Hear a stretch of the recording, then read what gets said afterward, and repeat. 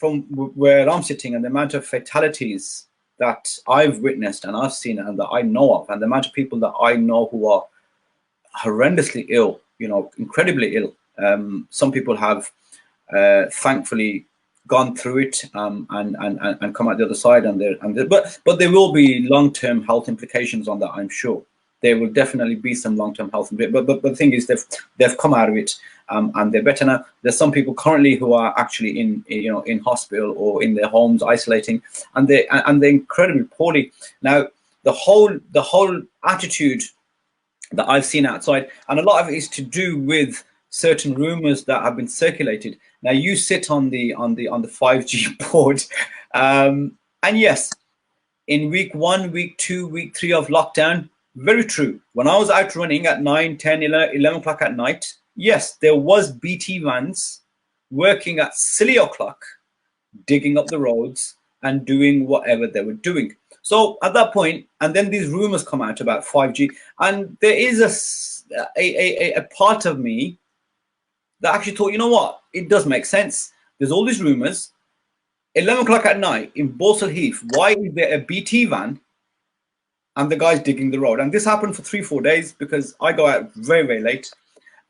Why are they working at that time of night? What are they trying to hide, or what is it that they're trying to do? So what's your take on the whole 5G thing and the conspiracy? Let's first explain what 5G is. I think that's the first place to start. So 5G is an advancement on 3 and 4G. So 3 and 4G, we're used to getting a signal on our phone. Well, 5G is a step up. So 5G allows you greater bandwidth, so we can have more devices. Yes. It'll help in things like self-driving cars. And you know, sometimes when it takes... So it's absolutely going mad at the moment on YouTube. People coming in live saying it's 5G, it's 5G, it's 5G. So this is the platform, Ninder. And if anybody knows about 5G, it's Ninder. Okay, so 5G allows a number of devices. 5G allows something called latency. So you know when you do something and it takes a while to clock on? Yes. Well, latency means it'll move straight away. Okay. If you ever go into a football match and you try and send a tweet, it doesn't happen on 4G because it can't handle all that traffic. Well, 5G will allow that because it can pick up data a lot more quicker. It can actually download a 4K video very quickly.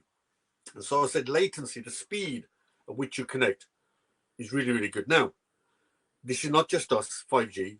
China are doing it. Japan are doing it. Germany are doing it. France are doing it. So now then people say, yeah, but what's the benefit of 5G? Well, you'll be able to have driverless cars. You know, traffic lights. Through 5G, you can move the traffic lights, change them depending on traffic. Healthcare. So imagine if you're in an ambulance. So typically, I mean, if somebody gets run over, they'd be put in an ambulance and there'd be a gap between getting in the ambulance and arriving at the hospital. Yeah. 10, 15, 20, 30 minutes. But what it allows us to do now is through cameras, the consultant at the hospital can actually be not operating strictly, but could be working on the patient while the patient is making their way there. So instead of when the patient arrives, they said, oh, it's Mr. Boom, boom, boom. The consultant ordered. These are the kind of things that would work. Now, here's the 5G rumor. There is more chance of getting cancer, according to the World Health Organization. There is more chance of getting cancer by eating processed meat and increased alcohol than there is through 5G. That's a massive statement. That's the world. That's a massive bold statement. That is. There's more chance of eating processed food and getting cancer than there is from getting coronavirus via 5G. Go and check the World Health Organization. They will tell you that's why it's happening. So I've had a question, Ninder. What about the longitudinal studies which show that radiation generated by 5G is 1,000 greater than 4G? Okay, so now let me tell you where these conspiracy theories come from. As human beings, we don't like change. As human beings, we challenge anything that's different. So let me take you back to the railway age, when the railway started.